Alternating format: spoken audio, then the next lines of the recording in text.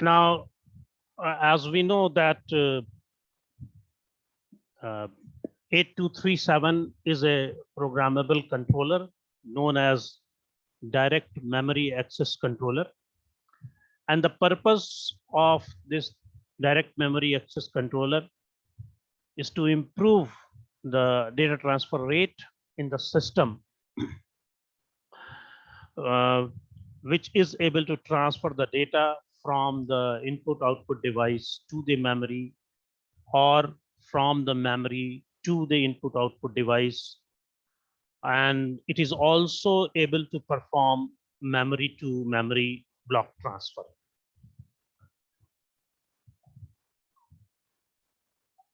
Now, since it is also able to perform memory to memory block transfer, or it is also able to do the block of the memory, it is going to copy the data in the block of the memory with from a single location also. So this is the block diagram of 8237, which contains many blocks. Now, these blocks contains a lot of control logics as well as the internal registers. This is the 8237, and different pins which are used are connected with the different blocks, such as EOP, that is end of the process, reset, chip select, ready, clock, address enable, address strobe signal, memory read, memory write, input output read, input output write.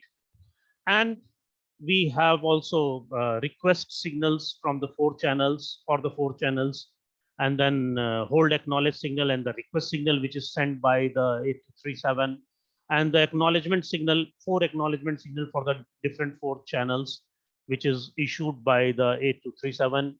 Then we have this address lines, that is A0 to A3, another address line that is A4 to A7, consisting in totality 8 address lines. And similarly, we have this 8 data lines. And besides all these control lines, we are having 3 basic blocks of the 8237. One is timing and the control block. Second one is program command and the control block, that is this one. And the third one is the priority encoder block. So this is one block, this is second block, and this whole is the third block, which is known as program command and the control block. Now, in this block diagram, you can see there are a lot of registers which are being used in 8237 for the different purposes. We have command register, we have mask register, request register, mode register, status register, temporary register. Then we also use a lot of buffers also. Then we have base register, base address register, base word count register, current address register, current word count register. Then we have a decrementer, incrementer. Decrementer contains temporary word count register. How many bytes has to be transferred? The number of bytes is being stored and it is being counted. If it is in the decremental order, it is decrementer will be working. If it is in the incremental order, this will be working. And all these are connected through the different kinds of buses. This is internal data bus. This is also a data bus. This is also 16-bit bus, and through which all these devices, all these blocks are connected together. So basically, as I told you, that it contains 3 basic blocks. One is timing and the control block. The purpose of this timing and the control block is to generate internal timing as well as the external control signal for the 8237. Now, the second block is this one, which contains many registers, that is known as program command and the control block. And the purpose of this program command and the control block is to decode various commands which are given to 8237. And these commands are generally given by the microprocessor before uh, it is going to service the DMA request. This program command and the control block is also going to decode the mode control word, which is used to select the type of DMA during its servicing, because we know that 8237 works in different modes. So what kind of mode, it is decided by this program command and the control block, which is written by, which is governed by the microprocessor. The third one is the priority encoder block, which the purpose of this block is to resolve the priority contention between the DMA channels, which are going to request for the services, and they are requesting the services simultaneously, because we know that we have 4 channels, and with individual channel, individual devices can request the services of the DMA operation. So if it may be possible that there are 2 devices who are going to make a request simultaneously. So in that particular case, we must have a priority resolver, so that it is able to handle one at a time, and next, and then later on the second one. So for that particular purpose, this priority encoder and the rotating and the priority encoder block is being used.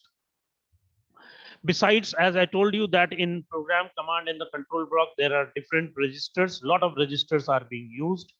What are the functionality of these registers? We will discuss one by one. But the timing and the control block is having end of the process as one of the output line. And this is an active low bidirectional signal. And the information concerning related to the completion of the DMA service is available at this particular pin. So end of the process is normally used for giving the information that the transfer which is to be required to be done has been done, and then it asserts the end of process with this particular pin. Reset pin is just for resetting. Chip select for the selecting of the chip. Ready for the asserting some wait process. It is going to extend the memory read and the write pulses from the 8237, that is controller, to accommodate the slower memory and the input output. AEN is the address enable line, and ASTB is the address strobe line. Address enable lines is used for latching the upper 8-bit addresses onto the system bus, and ASTB is used for latching the upper address bytes. So both the signals are used for managing the addresses, and memory read for reading the memory write for writing the memory, input output read and input output write for reading and the writing of the input output devices. So let us go and discuss the internal registers of the 8237.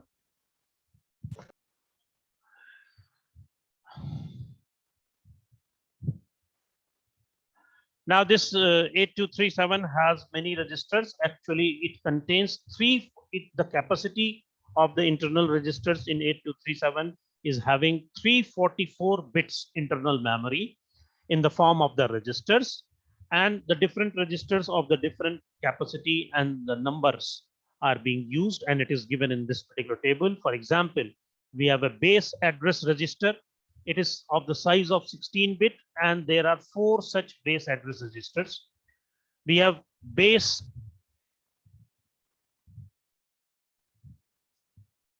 word count register. Actually, it is written wrong. Base word count register, it is also 16-bit. It is also in 4 in numbers. Current address register is also 16-bit. It is also 4 in numbers. And current word counter registers are 4 in numbers, and individually it is a 16-bit. Temporary registers, we have temporary address register and temporary word count register. Both are available in one quantity number, and both are 16-bit. Status register is of 8-bit, command register is of 8-bit, temporary register of 8-bit, mode register is 6-bit. and we have four such mode registers. Mask register is a 4-bit and request register is of 4-bit. So total number of the bits which are available 16 into 4, 16 into 4, and total comprising around 344 bits. Now let us discuss the uh, purpose of these registers. The first one is the current address register, that is known as, in the short form, is known as CAR. It is used to hold the 16-bit memory address, which is used for DMA transfer.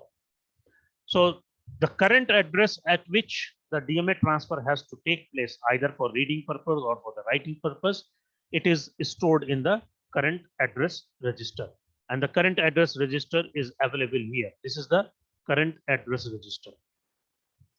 Similarly, we have current word count register. This current word count register in the short form is known as CWCR, and it is used for programming the channel for the number of the bytes to be transferred during the DMA operation. It means this current address register contains the address where the data has to be transferred or from where the data has to be read. And current is word count register contains that how many bytes have to be transferred or how many bytes have to be read. It is written in the current word count register. Then we have two more registers, base address register and the base word count register. Now this base address register and the base count registers are used when auto initialization is selected for a channel. What is auto initialization? We will discuss it later on. We will discuss it later on, that what is the purpose of auto initialization, but these registers are used whenever the channels are in the auto initialization mode. So in this auto initialization mode, what is done? The content will be reloaded. The whatever is the content of the base address register, it will be reloaded into the current address register, and whatever is the content of base word count register, it is reloaded in the current word count register after the DMA operation or the action is completed. All these four registers are available in 4 in quantity. It means for each channel we have 4 registers. So similarly, we have 16 such registers. So each channel has its own current address register, current word count register, base address register, and base word count register. Here, the only one channel registers are being shown. Actually, for the 4 channel, we have such 4 registers. Then we have a command register. This command register is going to program the operation of the 8237. How the operation of 8237 will be performed, it is programmed in the command register. Then we have a mode register. The mode register is going to program in what will be the mode of operation of a particular channel. So the mode of a channel is being decided by the content of the mode register. Then we have a request register. This request register is normally used to make a request for a DMA data transfer, either through the program, or it is also used for the memory to memory transfer. So request register contains that element which is going to give the information in the form of a request that DMA transfer is required. And this memory register is being written with the help of a program. Then we have mask register, which is set oblique reset. We have 2 kinds of mask registers. One is the mask register set oblique reset, that is MRSR. And the purpose of this register is to either set the channel mask or clear the channel mask, either to disable or to enable the particular DMA channel. Which channel we want to mask, we want to disable, which channel we want to enable or we want to work with that is given by the mask set oblique reset register. Then we have a mask register also. Here it has been shown. This mask register clears, or it is going, either it is going to clear or it is going to set all the masks with one command instead of the individual channel as with the MRSR. Meaning thereby marks register set oblique reset register is used to do the individually channel to enable or disable, but mask set register is going to either going to clear all the channels or it is going to mask all the channel. Either it is going to set or enable all the channel, or it is going to reset or disable all the channels. So both have its own purpose. Whenever we want to work with all the channels all together, the mask set register will be used. And if we want to work with few channels and we want few to be masked, then in that case, the mask register set oblique reset will be used. Then we have another register, status register, and this status register normally shows the status of the DMA channel, that which channel is being in operation, which channel is being used for the DMA data transfer. And besides that, we have many temporary register. One of the temporary register is available here, and we have this temporary register which is meant for the decrementer as well as the incrementer. The purpose of these temporary register will be clear whenever I'm going to explain the different DMA operations. So this is the explanation of each and every registers which are used in 8237.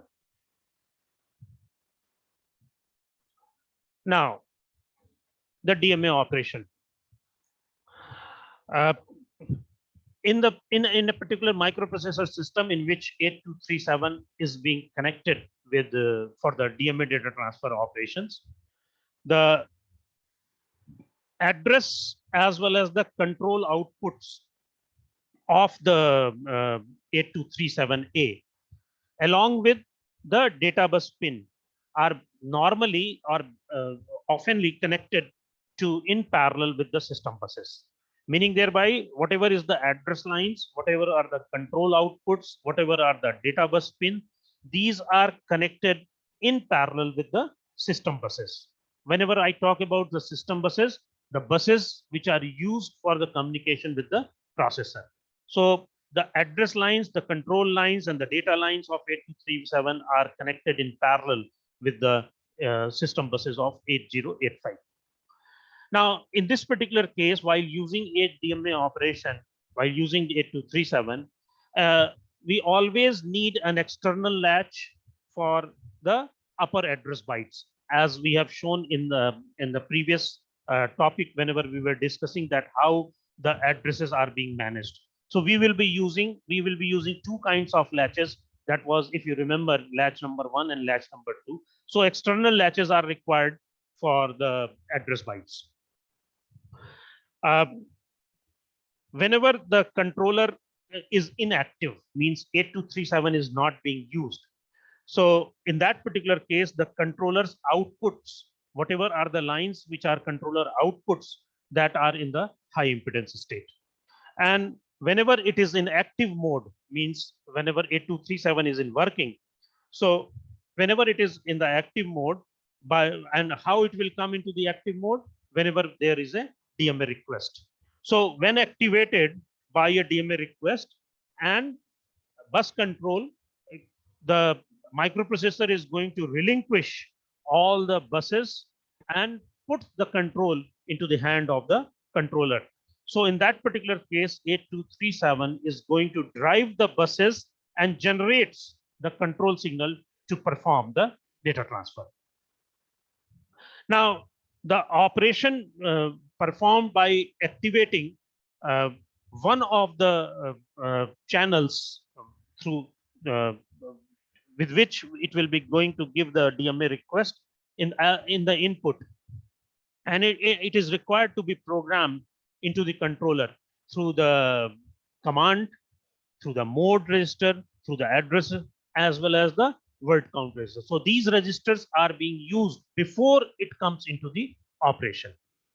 Now, 8237 is going to operate in the different cycles, and the major cycles which are used in DMA operation. The first cycle is known as ideal cycle, and the second one is the active cycle.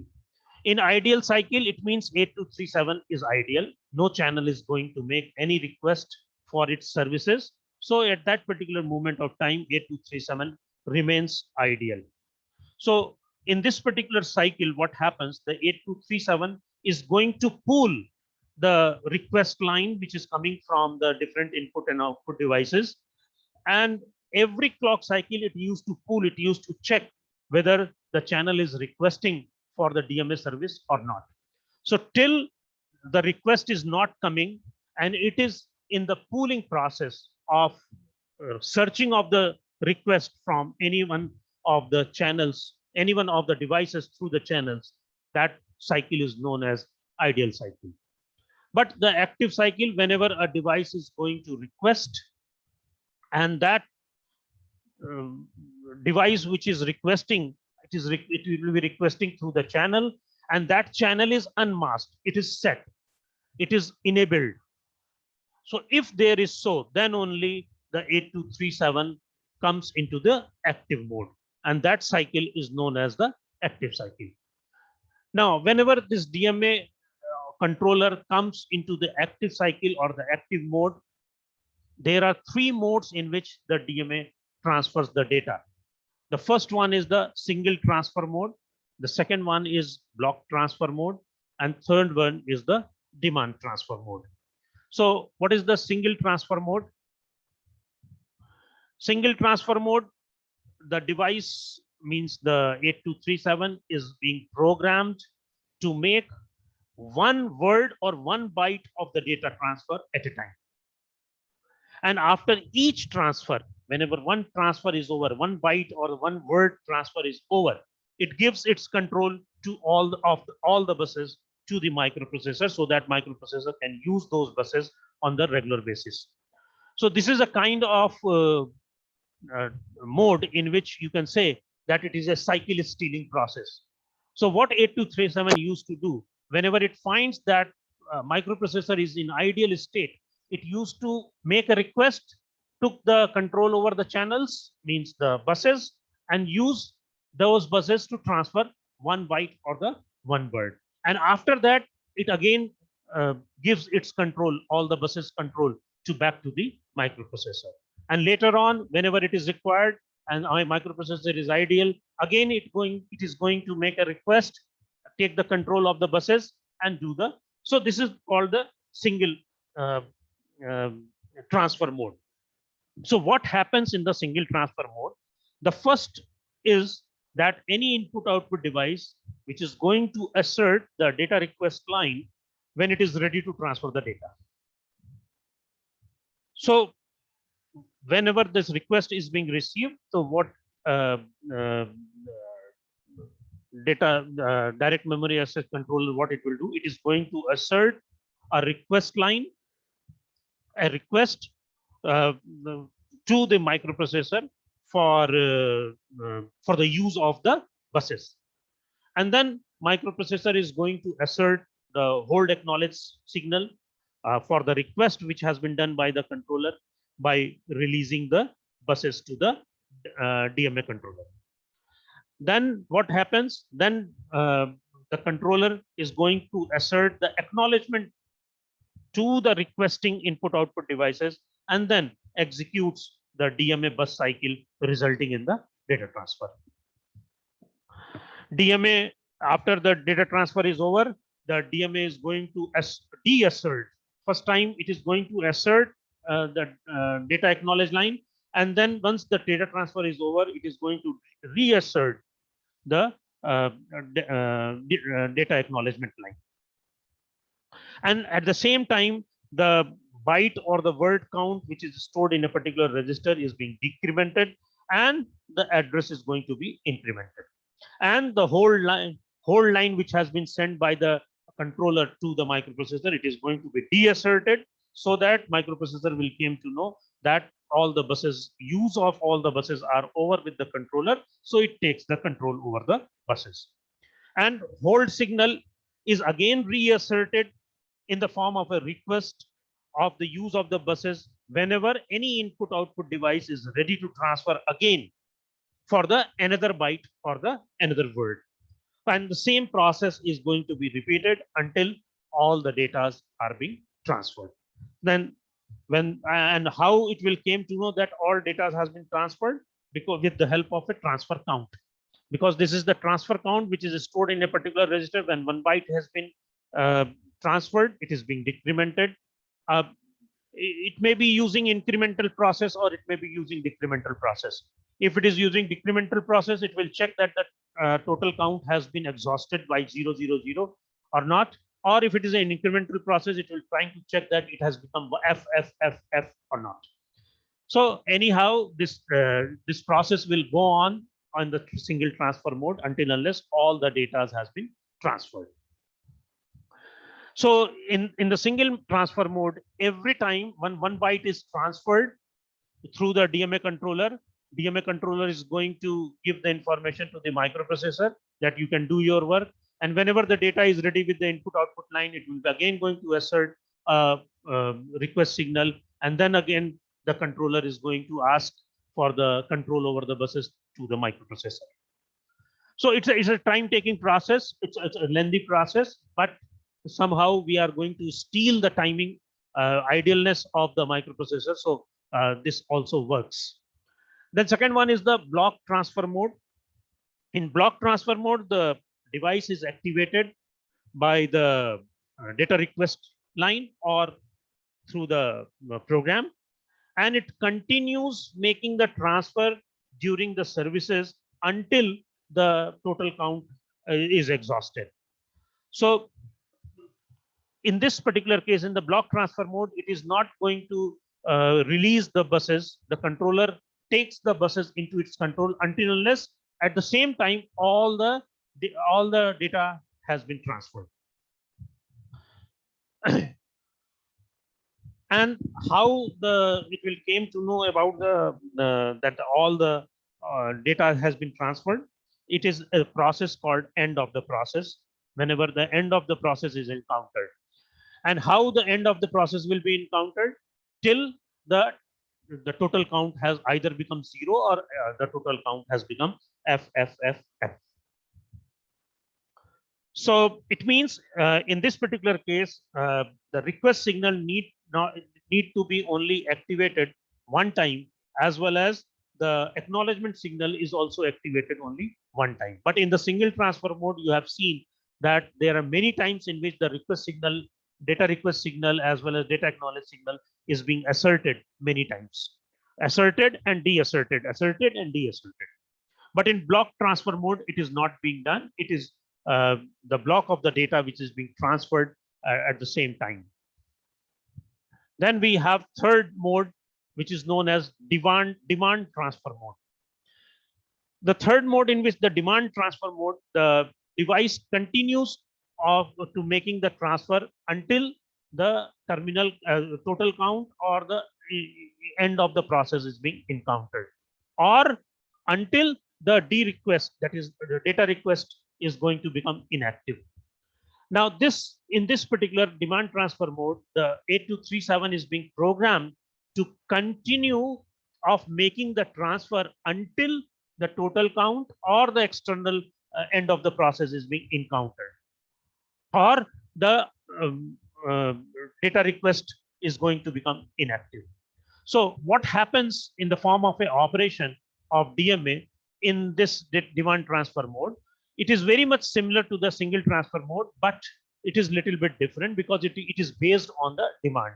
If the device is demanding for transferring of the data 6 byte at a time only, so 6 byte will be transferred, and then the signals will be deasserted. And later on, when the device is ready with some more transfer of the data, then again the signals are being asserted. So what are the sequence of the operation which used to happen in this particular case in the demand transfer mode? The first one is the input output device is going to assert a request line whenever it is ready for the data transfer. And the controller, what is going to do? Controller is going to assert a hold signal requesting the buses, control of the buses from the microprocessor. Microprocessor will be asserting the hold acknowledgement signal, giving the information of the release of the buses. Then whenever the microprocessor is going to assert this HLDA, the command is being taken by the DMA controller. DMA controller is going to assert the acknowledgement signal to the requesting input output devices and start executing the DMA cycle, resulting in the data transfer. Then input output device is again is going to deassert the request, and the data transfer of 1 byte is over, and DMA is going to deassert the acknowledgement. Now the byte of the word count will be decremented, and the same way the address will be incremented.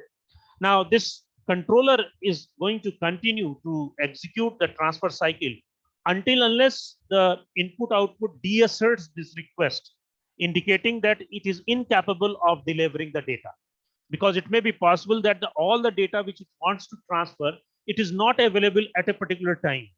So it depends upon the input and the output devices which is requesting for the so it is based on the demand of the input output device. That is why it is called the DMA, demand data transfer. So whenever the input output device is again going to become ready, it reinitiates the demand of asserting by asserting the request signal, and the transfer is going to continue in the same way and until the terminal count is going to be exhausted. Now, besides that, we have another mode in which these are the three modes actually in which the DMA used to work. The third mode is a little bit different. That is the cascade mode. Because we know that in 8237 we have only 4 channels, so 4 devices can be connected all together. But if we want more devices to be connected to the microprocessor so that it will be able to transfer the data through the DMA operation, then it has to do the cascading process of the 8237 controller. So this mode is used to cascade more than one 8237 controller. And this is also, you can say that it is a kind of a system expansion. Now this figure is going to show two additional 8237, which is cascaded with the initial device, which is added together at the second level by using the remaining channels at the first level. Now these additional devices can also be added by cascading into the channels into the second level and forming a third level. So this is the first level, this is the second level, and if we want more to be, either we can add few more in this particular in the second level, or if we want to add cascade more 8237, we can generate the third level also. Now, as far as the programming of the cascaded controller is concerned, it starts with the first level first. The device which is near to the microprocessor will be used first, then only the second level controller and the third level controller will be used. And in this way, the cascading mode used to work.